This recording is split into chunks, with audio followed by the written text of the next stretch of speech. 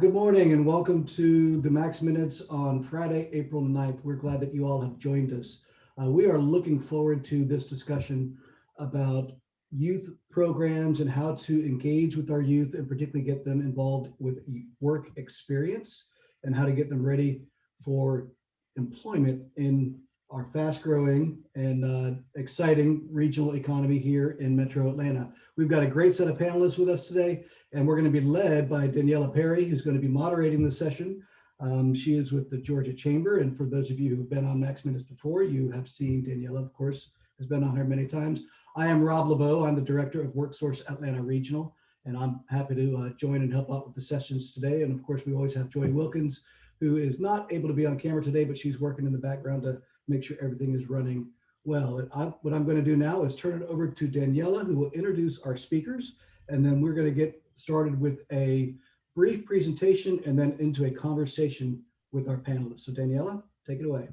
Thanks so much, Rob. We're really excited to have Amber Scott with Leap Year, Jacque Joyce from Career Compass Academy, and Breezy Straton with Douglas County Development Authority here to really talk through some innovative models about what is going on in work-based learning and help us consider some new options to really think holistically about what this could look like, especially hopefully as COVID is slowing down and we're able to get back to some normalcy. So as Rob mentioned, we're going to kick it off and allow all of them to kind of share a bit more about their program, and then we'll move into conversation. So Amber, I will kick it over to you to kind of share more about Leap Year. Great. Good morning, everyone. Thank you so much to Rob and team for the invitation. I'm really excited to be here with you all virtually, hopefully one day in person. My name is Amber Scott. I'm the founder and executive director of Leap Year. We are a young nonprofit organization based in Atlanta, Georgia, and we have a two-generation approach to educational equity. So we are recruiting low-income and first-generation high school graduates. They spend 1 year with us between high school and college, and we're doing 3 things with them during that year. Number one, they're tutoring second graders in reading, which is really exciting. And so that's really trying to help the next generation, because we know that early childhood literacy creates a pathway about how far you will get with further education. And so we have this kind of near peer model where we've got these young folks who are tutoring the next generation in literacy to try to help them get to where they are as college students. So that's the first part. The second part, our Leap Year Fellows are actually taking classes at Georgia State. So we have a partnership with Georgia State at the Decatur 2-year campus, where our Leap Year Fellows take 2 classes over the course of this year. And that's really intentionally trying to make sure that we are supporting our students so that they do well in those classes. Because what we see is that for a lot of our first gen students, we kind of push them to college because we say, go to college, this is what you're supposed to do now. But we know that they're not as prepared for that experience. And we kind of are, as a society, said, well, it's sink or swim, right? And so Leap Year is saying, let's not have it be sink or swim. Let's actually support them if we know that they need extra support. And so during these classes at Georgia State, we have tutoring, we've got time management workshops. We do a lot to try to make sure that they really understand how to be a college student, so that after Leap Year, they are able to really fully embrace that experience. And then the third part, and we've been really working to build this piece up, especially this year, which I'll speak a little bit more to, is we've been focused on the career pathway. And so we partner with local corporations. We have State Farm as our partner this year to serve as career mentors to our Leap Year Fellows. And so during this year, our fellows are actually paid. So they earn $500 per month to participate in this program. And this is the first professional job that most of our teens have had. That's not like Burger King or Kroger. This is like, you have to show up on time, dress professionally, speak professionally, and all of that. And so we really teach that professionalism skills. And then we're also trying to help them identify with our corporate partners and with our workshops, how do you use education to get yourself on a career pathway? So that's our model. I'm excited to join this great group of panelists and share more. Thanks so much, Amber. Really appreciate y'all's holistic approach, thinking about, really the early side and thinking about the workforce side. Jacque, I want to turn it over to you. Yeah, thanks, Daniela. So I'm Jacque Joyce, and I help facilitate our Career Compass Academy program. And this program was really developed as a response for a need for engaging our WIOA eligible youth during the pandemic. A lot of times during the summer, what happens is we work with our youth, and the youth are able to connect with employer partners, and they experience something that's called a work experience. So they're going into the employers and getting kind of like an internship during the summer. But when COVID happened, that was not something that was able to be done. So we partnered with our WorkSource Metro Atlanta partners and developed this career exploration and work experience program that's 5 weeks long. And it really helps our youth explore different career paths. So we look at 3 different industries. We look at transportation, distribution, and logistics. We look at IT, and we look at healthcare. And then we kind of bookend those weeks with some career pathway development. So thinking about what does a career pathway look like? How did executives get to their position? What are ways that young adults have gone through their career, and what are their next steps, and talking to the youth about that. And then on the back end, we say, okay, now you've learned about these different career paths. What do you do next, right? So we have a panel of learning institution representatives, so TCSG, USG, apprenticeship programs, talking about what it's like to apply for those. We also have an HR panel that comes on and talks about, what do you do in an interview? What are some questions that you guys have that you don't know how to answer in an interview? And let us help you troubleshoot some of that. What do you do when you first keep your job, or when you first get that job? How do you keep that job? So the program really is a mix of 15 live webinars, like I described. So we have 15 90-minute sessions with them throughout the program, 3 each week. And then we also have 36 online modules, which is more of that work readiness component to the program. And those are provided to us by Accenture from Skills to Succeed Academy. So we have them go through those modules. And then at various points throughout the program, we also have them create a resume. We have them do a career letter, or a cover letter rather, and we also have them develop a career plan throughout the program. And they turn those in at various points throughout the program. The students are paid to participate in the program. They're paid $200 a week by our WorkSource boards. And we've learned a lot through this.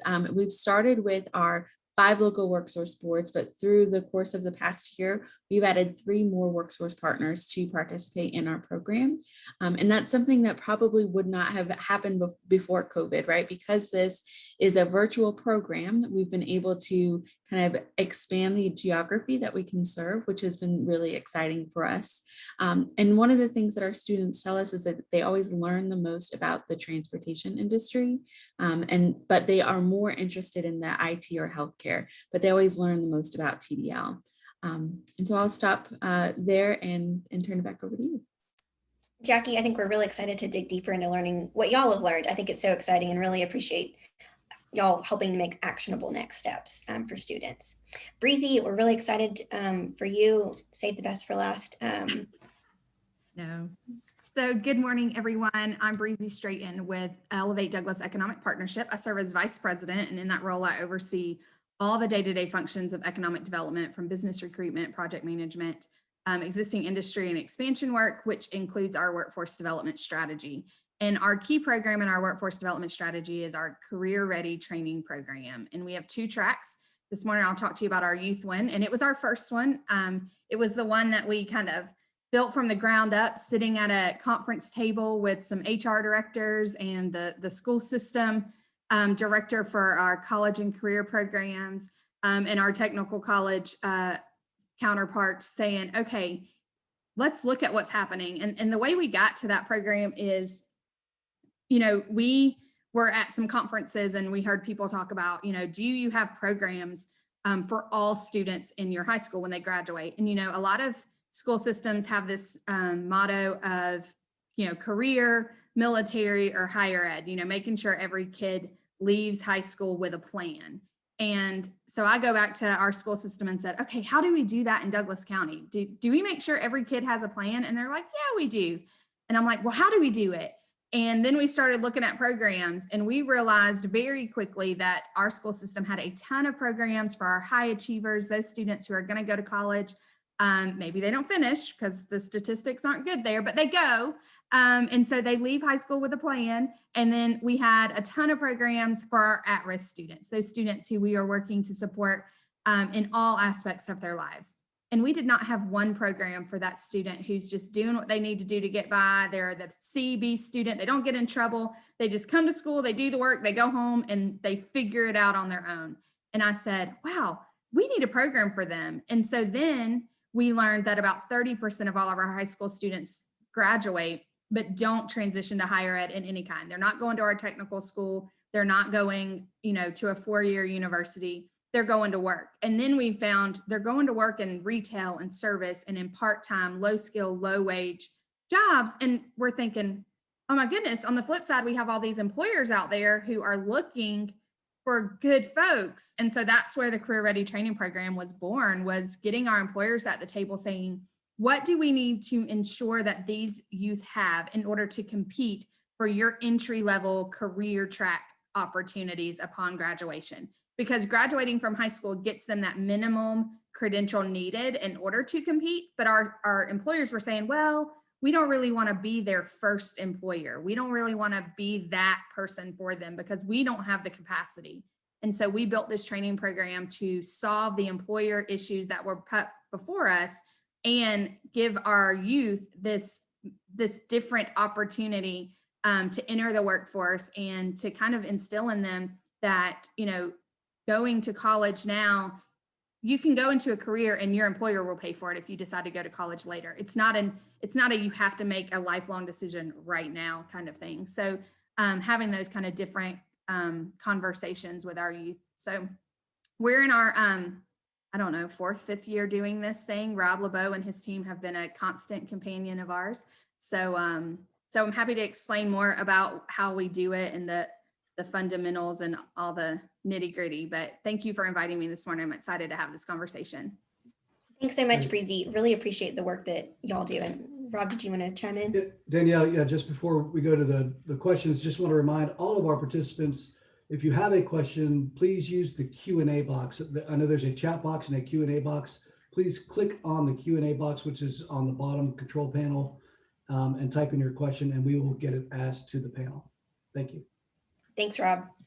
So we're going to move into questions. We've got some for specific individuals and some for the group too. So y'all think about that as well as you're thinking if y'all have a specific question for any of our panelists or just for the group. So Amber, I wanted to kick it back over to you. I know that we know that COVID-19 has had disparate impacts on low income families and low skilled workers. And we know that that is just the impacts have not been equal. And so I wonder if you could talk about how y'all are thinking differently about supporting your students, their first generation that may have family members that are these low skill and low income workers. How are y'all thinking differently? What have been those challenges and kind of what opportunities have y'all seen from having to make all these adjustments? Yeah, thank you. It has been, as we know, the pandemic has really impacted certain groups more than others, right? And so it's not to say, I tell my kids all the time, every person you see in 2021 is going through a mental health crisis. So I'm not saying that like all of us are definitely struggling, but our low income community members are definitely struggling a little bit more. And so what we've seen is our fellows are dealing with being teenagers, having lost their high school graduation, lost prom. They didn't get this, end of high school, what they had envisioned, right?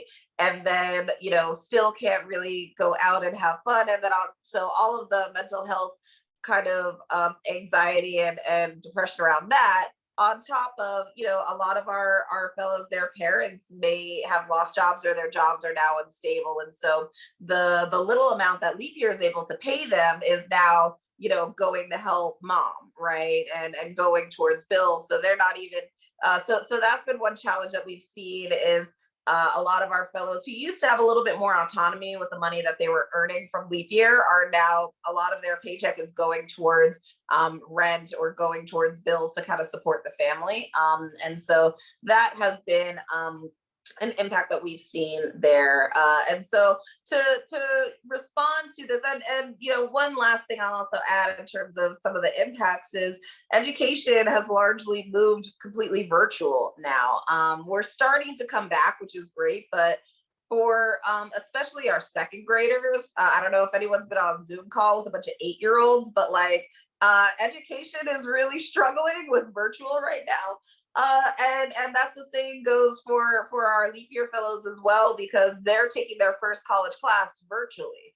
And for all of us in this room, it was so crucial for me to be in front of my professor in this class. So I'm glad that we're able to provide some support and wraparounds, but our fellows have been struggling a little bit more with motivation and more with like, enjoying this freshman year. And our little ones there's a huge amount of learning loss just because a lot of our parents are at work. And so it's an older sibling who's like watching the younger ones on these virtual calls. So I think the transition back to in-person is going to be so impactful for trying to begin to close what is going to be, there already was a gap in readiness and academic preparedness, and now it's gotten so much larger. The data is starting to come out. So the transition to in-person is really going to help us really begin to address that.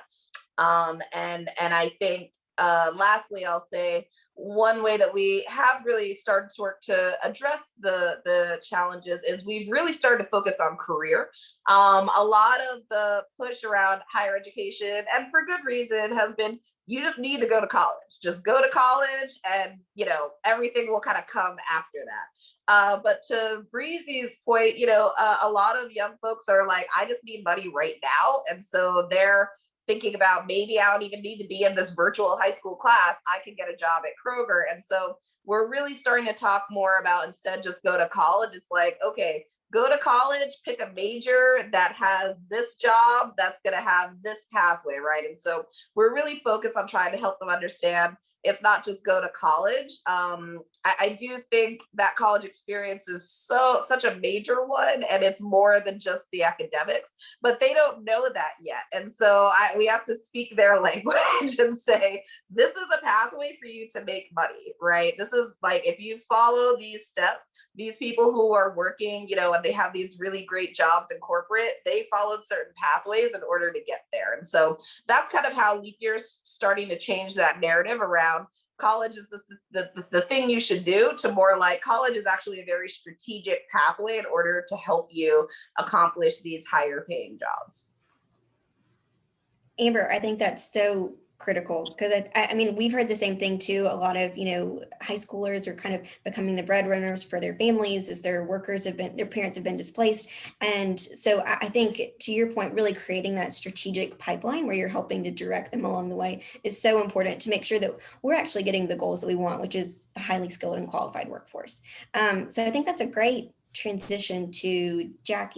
I know that you talked a lot about, the learning that comes from your students that are finding out about career paths that maybe they didn't know about, or maybe they had misconceptions about. They didn't know what IT looked like. They thought you were just standing in front of a computer the whole time. What does transportation look like? And so I was wondering if you could kind of share what that learning has looked like for students that are starting to understand that these career paths maybe look different than what they previously thought. Yeah, it's really interesting because as people in this field, you're like, well, of course, IT there's a lot of team environments in IT, but when people who think of when youth who are thinking about IT, they really are just thinking that it's somebody in front of a computer. So the things that we do in the Career Compass Academy is we have 3 webinars focused on each industry, and 2 of those webinars have live panelists. The first one is an overview, so it's really just what is IT or healthcare or TDL? What is kind of the culture like, right? Because IT is a little bit different than the transportation industry. Where are there some overlaps? That's one of the things that we really hit on in the transportation industry, is that as things are continuing to rapidly move towards technology, there's a lot of technology opportunities in the transportation industry. There's a lot of selling that happens in the transportation industry. It's not just moving packages back and forth. The second webinar is videos. So we show them, what do these facilities look like? What are some of these roles like? One of the facilities we show is, I think they're called Fresh Cuts or Fresh Point. They're a food manufacturer. And so we allow them to see, like, here's what the truck looks like, here's what the call center looks like, here's what the actual people who are cutting the fruit look like. So you can start to see the different roles, because if you're talking about the industry as a whole to our students, it's just too much information. And then the third day that we cover an industry is what we call a day in the job.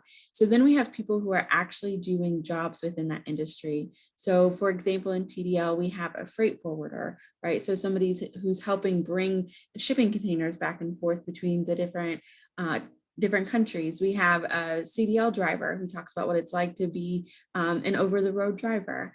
We have a mechanic come and talk about what it's like to be a mechanic. So we look at kind of what are some different pathways and what are some of those entry to mid-level points within those pathways, so that the students can start, now they have an understanding of what is that industry like in an overview. What do some of those facilities look like? And then what are some jobs that I could see myself doing?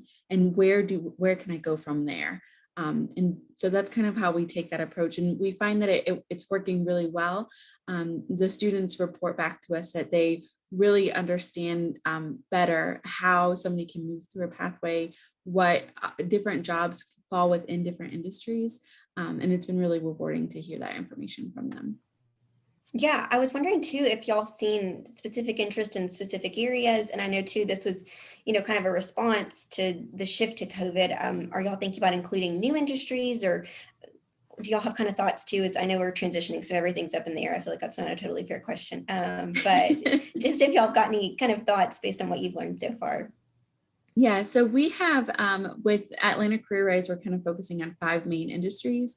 TDL, healthcare, and IT are our top 3, but we also are looking at skilled trades and advanced manufacturing. When you think skilled trades, think construction, right? So there's been a lot of discussion about how could we also include those industries. The way that we formatted the program, it would make the program longer. So we're kind of needing to decide, do we want to make the program longer so we are exposing more youth? Are there other industries that maybe we need to switch something out? Are there other ways we could combine industries? So maybe in the TDL space, we're also talking about advanced manufacturing, because those kind of go together. So we are having those discussions. We just haven't gotten there yet. And Danielle, I'll jump in real quick, because the work that Jacque is doing is in coordination with the 5 workforce boards, and the 5 targeted industries that Jacque mentioned are within our core regional workforce plan. And fortunately, they have been remarkably resilient through the economic downturn of COVID. So those 5 industries really are in a good foundation as we move forward. So those will continue to be critical as we do this. And the other thing I'll say is, as we open back our services up to in-person, because a lot of our services have been virtual, we have found that virtual services are key and are successful. So we will continue to offer hybrid of virtual and in-person services as we come out of the COVID pandemic. Absolutely. I think being able to reach folks in different ways is such a useful tool too, and especially to expose people in different ways, and everyone learns a little bit differently. So I think that's fantastic. Breezy, I know that we from the Georgia Chamber have heard so much from our, member companies about, all the transitions they've had just to stay operational and keep employees safe. I know you've heard the same too from all the industries that are in your area, but I was wondering if you could kind of share, what you're starting to hear from employers about their ability to think about having, work-based learning programs back on campus. What are y'all, what kind of insights can you share there? Yeah. So when COVID hit, we were in the meat of spring is our season, like we kind of fill out the seniors in high school, their fall, in the fall semester, and like, hey, we got this great program. And of course, a lot of them now have heard about the program from their friends who might have gone through it in previous years, or they hear about the pizza party we do, or they hear about the industry tours that they get to go on, and that kind of thing. And so we were right in the meat of it, preparing for our April industry tour day, where we take 150 high school seniors into 10 different companies so that they can feel it and see it and get to know people. And then, we tell them about our awesome training program, and they get a pizza party. And we didn't get to do that. And employers, we started immediately trying to pivot. How do we pivot this? How do we make this program not be canceled because of all this virtual stuff. And it turned out we just had to cancel it last year. There was no way to pivot effectively. There was no way, there was so much uncertainty that we just couldn't do it in any kind of meaningful way. So we stayed very close with our employers and kept talking to them about, okay, well, we have these kids that are graduating. Will you take one in? Can we continue kind of a work-based like shadow day, apprenticeship, internship, all those ship words. And frankly, our employers were like, no, we're not even, I mean, we had employers who were just like, we need to hire 50 people and we're just not going to hire anyone because it's too risky. It's too risky to bring an unknown person into our building right now because they could shut down the entire plant. And so that was a little bit unsettling. We have now transitioned into where they are opening with them becoming very good at their own COVID protocols, how they now onboard people. We had employers start hiring folks back in November, December, January. We ramped up some hiring stuff. And so now they are, they're anxious to hire folks. What we're hearing from them is that they're not getting candidates, that they are now desperate for people who want to come to work. And that has become a huge issue, which I'm going to say is a little bit of a window of opportunity for us in our program because, that gives us an opportunity to say, hey, if you know that the recruitment that you're using for the general population isn't working, well, we got some youth over here about to graduate high school who is ready to come to work for you. And so we're hoping that will make them even more agreeable. Just as an employee, from the employer standpoint, the kind of commitment that we require from our employers is, number one, we have 10 slots for employers for our program because we accept 25 youth into our program. It's an attendance intensive program. So attendance is the number one priority.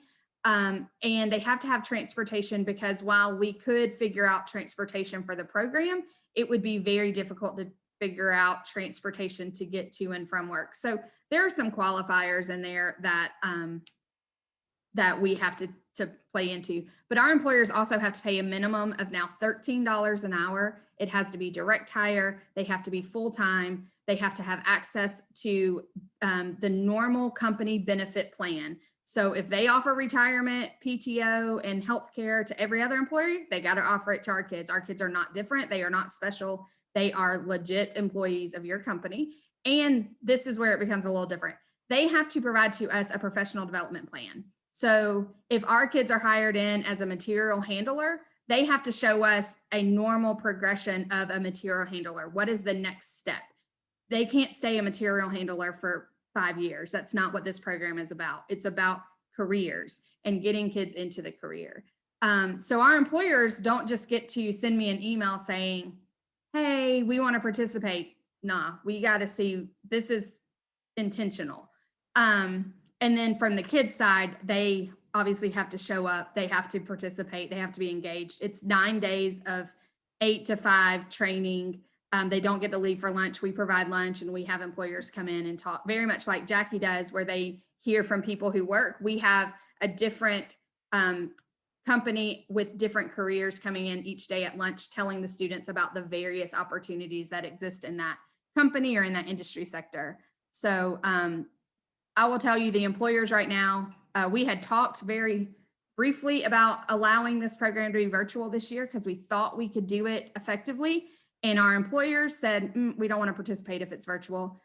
Our work isn't virtual and they have to show up to come to work. So if we're going to participate, this program has to be in person. And then our kids were like, I'm not doing it. I'm done with virtual. The whole COVID fatigue has set in. They're like, I only want to do this if I get to come in and do it. And so it will be, we guarantee it's in person this summer, which has created its own little set of issues, but because to guarantee something in person feels very, makes me very anxious, but, but we're going to do it. So that was a long answer to your very short question. Sorry about that. No, that was fantastic. I think there was so much in there that was so helpful. I know too, I mean, we've heard the same thing from our members that are legitimately just trying to keep business moving. And so I think that, that is a absolute real concern, keeping everyone safe as you're here. But COVID fatigue is here, whether you're a second grader or an 18-year-old or you're 50. We're all tired of all day Zooms. But I think that that's so important too. I think y'all's intentionality around building that career. I think whether you're thinking about a next step from high school to college, and then it's not about doing the same thing every day. It's about being adaptable, engaging in lifelong learning. That's what we're seeing from the workforce, is that you can't just move into a field and expect your job or your industry to stay the same. Like, we know innovations are being accelerated, automation, AI, all of that is coming. And so to just put people in a job and say, like, you're going to be here for the next 30 years isn't a realistic picture of what they're going to be expected. So I think y'all's intentional focus on building people through a career is so helpful. And I didn't know if anyone had thoughts too about how y'all are thinking too about preparing kids, as we're starting to see all these new technologies, thinking about robotics, AI. Have y'all heard kind of concerns or excitement from students about kind of what technology could do to y'all's work opportunities? You want to go, Jackie? You can go. No, go ahead. No, go. I was just going to say, that is a question, because our program focuses solely on LTD and advanced manufacturing. We are working to integrate the trade skills, but for us in Douglas County, manufacturing and LTD are our high incoming where the jobs are. I mean, we've got a ton of data centers too, but data centers don't produce a lot of jobs. So we focus on manufacturing. And so we have a lot of our manufacturers who have robotics and AI in their system. And the kids are so excited about it, to see, automated forklifts going. So I've had those conversations with our employers too. Like, what does this mean for a growing workforce? Like, are you going to start cutting back on jobs? And they were like, no, for us, the equipment doesn't, do away with humans. We still need humans in order to learn how to code these, learn how to, fix them, learn how to troubleshoot. The machines can only do so much without that human counterpiece. And so our youth loves to do that. And so quickly, one of our high school's robotics team won some state robotics thing that they do in STEM. I don't know. Anyhow, one of our manufacturers recruits solely from the robotics team for I forget what they call it, but it's the operator for their robot forklifts. And so all of their employees now are graduates of Lithia Springs High School's robotics program. It's great, but they're like, why would we go anywhere else? The experts are here 2 miles down the road. And so those are just great little connections, but supposedly the robots won't take the human jobs. No, I think that's the cool thing too. That's what we keep hearing from our Deloitte consultant folks, is that, it's really about that collaboration, and that, machines will take over the boring stuff and that humans can do the more fun stuff that we enjoy. So I hope that's all true, and we're going to keep our fingers crossed there. But Jackie, did you want to add anything to that too? Yeah, I just wanted to add from the student's perspective, right? So when we talk to the youth about these different industries, one of the things that always comes up from our panelists over and over and over, no matter what industry we're talking about, is the importance of lifelong learning. So that's something that we talk to our students about, is how important it is that things are going to change, technologies are going to change, and that you as an employee of an organization you will not be done learning once you start your first job. That lifelong learning is so important, and so that's something that we really discuss and drive home that point, that that's something that is really important in today's workforce. Absolutely.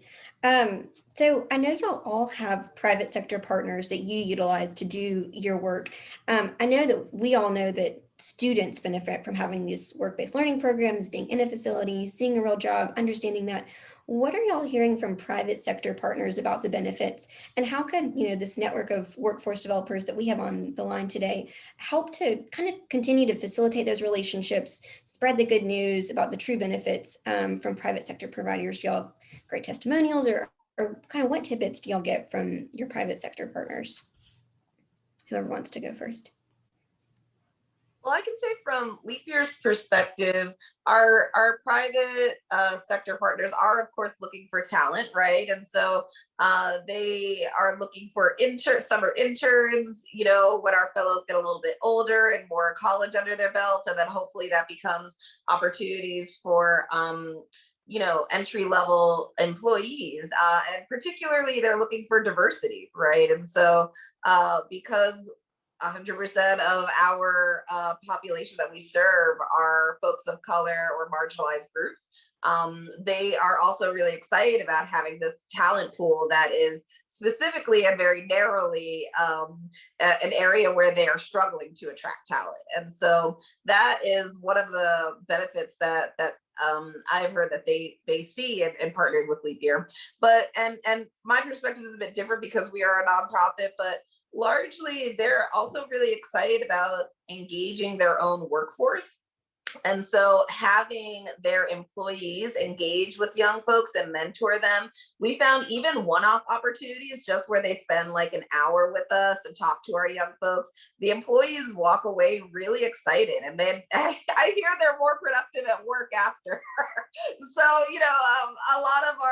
a lot of our partners have actually been really excited about partnering with Leap Year because of the pipeline that it's creating, but also just the opportunity to engage their workforce in some of the culture setting goals that they have as an organization of giving back and of being part of the community. And it's really hard to give back and be part of the community when you're just at your desk returning emails all day. And so that has been something that we've gotten a lot of positive responses from, is the relationships that build, and even for the ones that aren't long-term mentors, even just having an opportunity to talk to a young person and really feel like you're able to share some knowledge with them has been really valuable, both to our mentees, but then also to our mentors as well.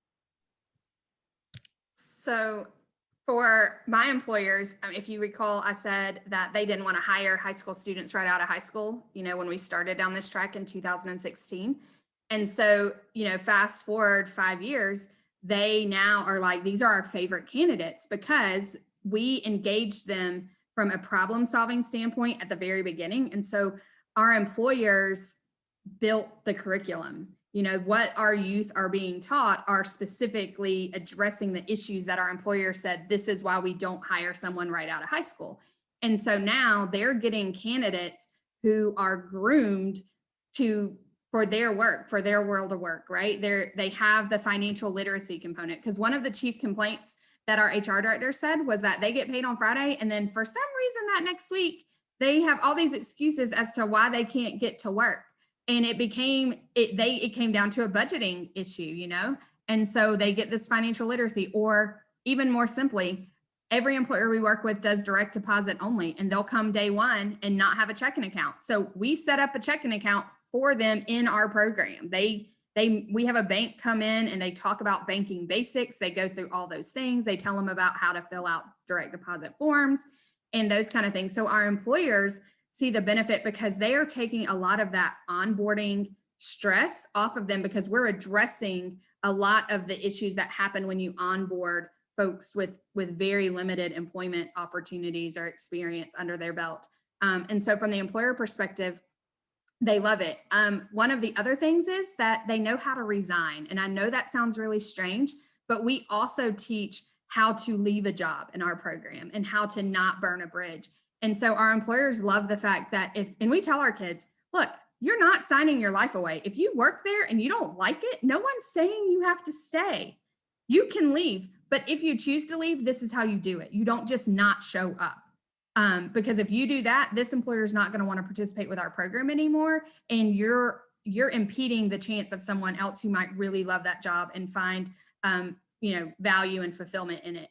And so it's so funny. The employers call and like, I got another handwritten resignation letter, and they're, on notebook paper and written in pencil, but our employers love it. And the cool part about it is, depending on the situation, we have one kid who resigned because he decided he did want to go to college and he wanted to go to Savannah State. And so now every time he's home, he can go work at that previous employer as a seasonal employer. So every summer, every Christmas break, he's allowed to come in and pick up shifts as a material handler and make $14 an hour, as opposed to trying to find something, in the market or staying down at college. So the employers giving us that feedback make it so worthwhile. And they love the program because they feel like they're getting some really good entry-level candidates that they normally don't get. Yeah, and I can add just a few things from Career Compass Academy, really building off of what Amber had mentioned. Our panelists love participating. They absolutely love it. Every time I'll send a thank you email and they're like, no, thank you for letting me participate. So recruiting panelists to come talk to our students, we have no problems with whatsoever. Everybody loves doing it.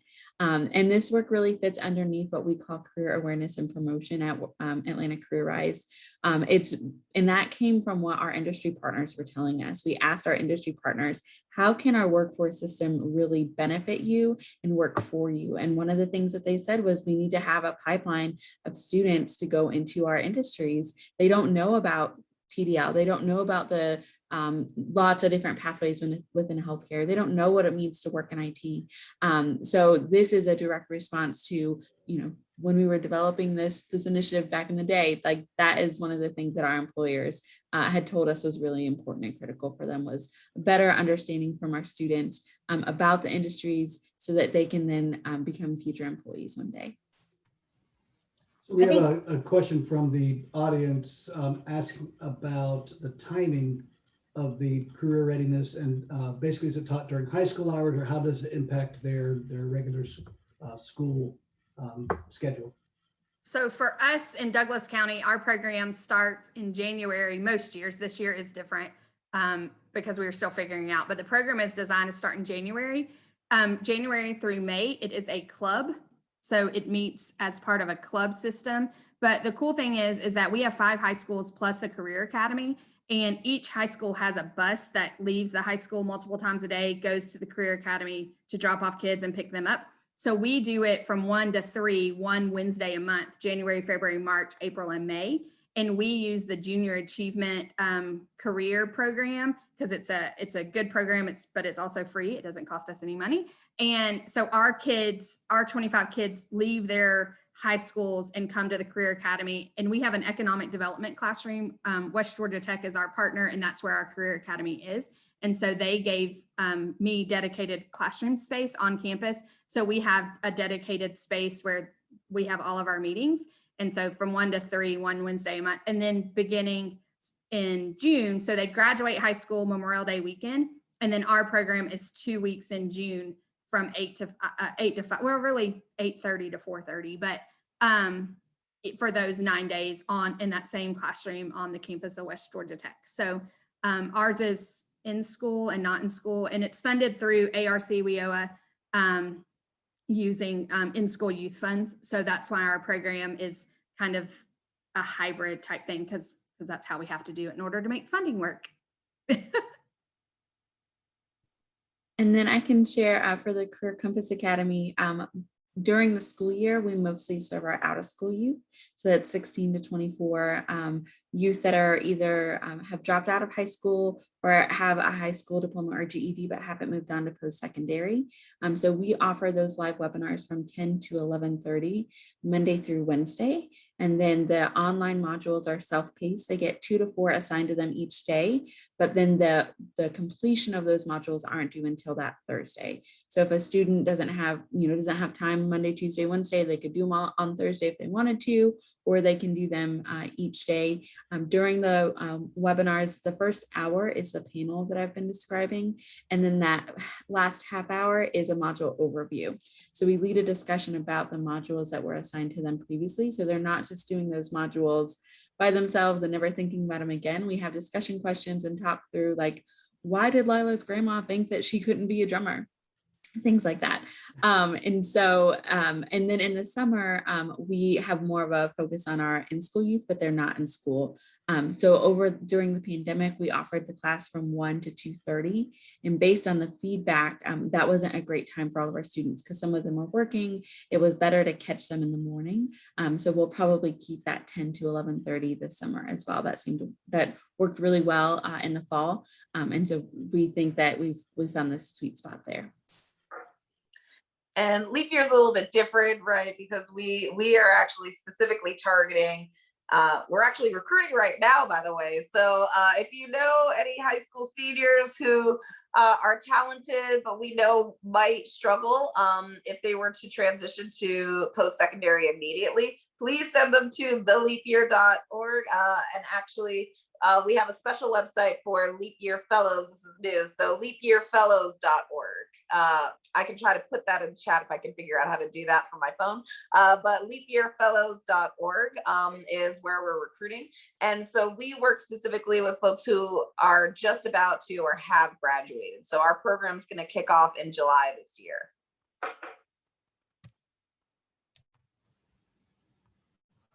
Very cool. Thanks, Rob.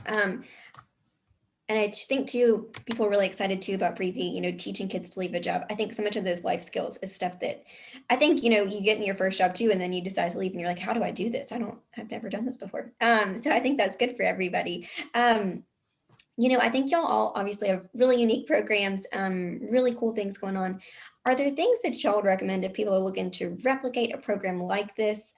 Key partners you need to have at the table? What are those key elements that you think make y'all really successful over maybe other organizations? What kind of recommendations would y'all have for folks? So I'll start there because I get this question a lot, especially in dynamics like this. Please remember, Douglas County is relatively small when it comes to Metro Atlanta. And so we only have 5 high schools where we still are kind of that bedroom community where people know each other. And we built this off relationships. I had this very grand idea in my head when we started this. We were going to have a job fair for high school seniors not going to college. And we were going to have all the employers there, and it was going to be amazing. And all 150 kids that typically don't go to college that graduate, and it was just going to be an easy lift, and it's going to be a one and done kind of thing, right? And I call my employers who typically tell me yes almost about anything. And they were like, no, I don't, And I'm like, what? So please remember that this program was started off very candid relationships and candid conversations, and that it's meant to serve a very specific group of people. And because we built it by being honest and authentic about the needs of both populations, the needs of the students and the needs of the employers, it works. And we were able to replicate it for an adult population after that. So if you're thinking about doing this in a community I don't know how it would work regionally, only because we have cemented ourselves in Douglas County as kind of the go-to source for workforce development. So we've been able to centralize like the ask of the employers, and our nonprofits are on board because we include them. We're very inclusive of all the programs we do. And so we do that so that hopefully no one feels left out, but also so that our employers aren't being bombarded with requests, so that it can be done very strategically. So I would say build the relationships first, but don't be afraid to have candid conversations. And this program's been replicated in like 22 other communities across the state. This exact program, it's approved under the TSG program. It's approved for WIOA funding. It has all of those kind of fundamental requirements in order to have it replicated done. But in every community that's done this, it does look different. It's not, we provide kind of the blueprint and the conversation and tell you how we did it. But because relationships and employers are different and students are different and, community dynamics are different, it looks a little different. So just my best advice is to bring as many people to the table as possible at the beginning and not be afraid to be honest and candid about what you need as an employer and what your students need as students and how to make the relationship work, and have one person kind of own it and be the administrator, because too many leaders make things fall apart. Yep, and I would echo everything that Breezy said.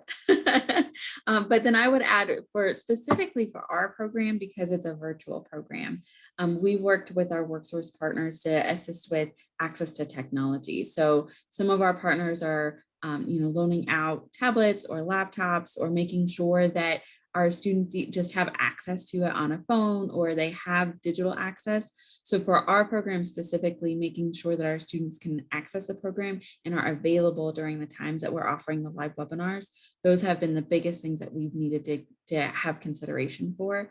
Of course, all of our assignments are due on Thursday, but we do give a little bit of wiggle room if somebody wasn't able to turn it in until Friday. I'll let our WorkSource partners know. We have a system where we use Google Sheets so they know when things are being turned in. But that's another big piece is a collaboration with our partners. Our WorkSource partners do the case management. We facilitate, we report back, but we do collaborate on this person's not attending their webinars. Can you reach back out and make sure that that student is, has access? Do they need to watch a recording? So we do allow that in some instances. We try not to let everybody watch a recording. There's a little bit of data where we can't, we don't know exactly how long they're watching the recording like we can on a live webinar, but if that's something that our student needs, then of course we're able to share that information with them. So there's a lot of collaboration with our WorkSource case managers. And then there's a lot of making sure that they have the access to the technology to participate. Yeah, I think, from my perspective, I'd say we are working really hard to grow and scale. And so this cohort that we're recruiting for, fingers crossed, because the pandemic has made recruiting much harder, which I'm sure everyone in this room can relate to. But this should be our largest cohort, and we're aiming to grow. I think that really reaching out to nonprofit partners as well, because I know that this is my first kind of entry into this world. And so I appreciate Rob for the introduction, and some of you all who I've met offline, and so who I'm going to follow up with now. But really, our nonprofits in the community, we have a different relationship with students than some of the traditional ways that you might access students. And so going through counselors or going through, administrators, nonprofit groups, we tend to sometimes have closer relationships with students too, and can really have a better feel of which direction would a student most benefit from. There are some students who would definitely benefit more from Breezy's program than mine, and vice versa. And so I think making sure that we're all aware of all the different options for kids out there, and that we're also including different groups in the conversation to make sure that all the word is getting spread out. And so students don't feel like there's only one option for them, or go work at Kroger. And sometimes I think that's what they think in their head, is like there's one pathway, or just go be a cashier somewhere. And so really trying to give them some other options, and make sure that we're all talking to each other as well. Great. And we had some questions come up about how to get more information. And I just wanted to relay to all of our attendees that after this event, Joy Wilkins will be sending out an email with the recording and with the contact information for our panelists, so that you can follow up directly with them to get more information. Working with all three of the panelists, they love to share their information. They love to collaborate. And so I know that they will be available to talk to you if you are interested in getting more information. And Daniela, I'm going to go ahead and wrap up unless there's something else. All right, great. We are at the end of our time. So I just want to say thank you for everybody who has joined us today and participated in this discussion. Daniela, great job facilitating. And Breezy and Amber and Jackie, thank you again for being here and sharing your information. Really are some great stories and some great information to share with all of our people here. So we will close and wrap up. First, I just want to say, as we continue the thank yous is, let's see, thank you to our sponsors for MAX. The Metro Atlanta Exchange for Workforce Solutions has been in place for several years. This year, we moved to a membership organization, and we're pleased with the way this is moving. But we do want to encourage everybody to spread the word that we are still recruiting for members, and really what underpins pins making this successful is our anchors, our anchor investors who have committed additional financial dollars and support the leadership of Max. So thank you for all of those who are our anchor investors. If you are an organization and are interested in becoming an anchor investor, please contact me or Joy Wilkins, and we would be glad to talk to you about the opportunities there. Max has a tremendous benefits to all of those that are working in the workforce space in Metro Atlanta and actually beyond, really throughout the state. Here is just one comment from one of our participants, but we do encourage you to remain engaged and a full member in Max. If you have questions about that, again, contact Joy Wilkins. And we will continue offering these Max Minutes. And Daniela has been doing a fantastic job of coordinating these. Daniela, would you like to talk about the next upcoming event on Friday the 23rd? Yeah, thanks so much, Rob. We've got Dana Rickman. She's the president for the Georgia Partnership in Excellence in Education. They always do a great job of doing top 10 issues to watch for K-12 education and thinking about the workforce as well. They've had a really interesting issue this year, really thinking about how do we infuse equity in every part of our K-12 to workforce pipeline. So I think it'll be a great discussion. We're really looking forward to it. And then just really appreciate Jackie, Amber, and Breezy all this morning.